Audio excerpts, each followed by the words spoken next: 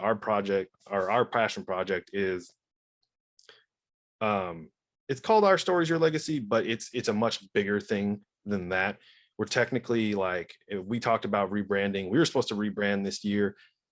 It got tough, things were go crazy, we haven't done it. So I mean, this is part of those conversations that help us like get, passionate about it. And I was like, oh, we should actually do the rebrand now, because we're actually Hmm. getting feedback and Right. start new, essentially. But Hmm. Our Stories Your Legacy is supposed to be something much bigger. It's supposed to be like a media company type of situation where we produce a bunch of different content. So like, Right. Our Stories Your Legacy was never supposed to be about like some stupid like shit that we've talked about in the past. The Our Stories Your Legacy part of it, under the umbrella of whatever we decide to call it, was supposed to be like us sharing our stories in hoping that other people felt comfortable sharing their stories, and how that could leave a lasting legacy in other people. That is what the true definition of Our Stories Your Legacy was. But Hmm. because that has become like what we've been known for, that is, it's just all encompassing, and we don't want it to be that, So you know.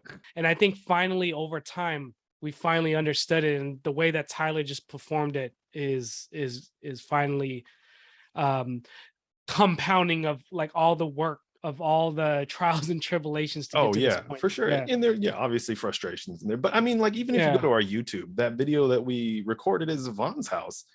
Like, essentially it's what I kind of just said, but in a more Yeah. long-winded thing.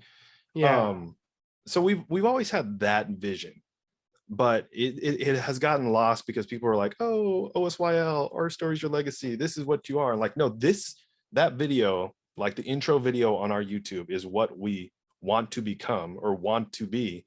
But we started putting out just random shit because like we were taking so many different things from so many people, as far as like the feedback that wasn't like super constructive.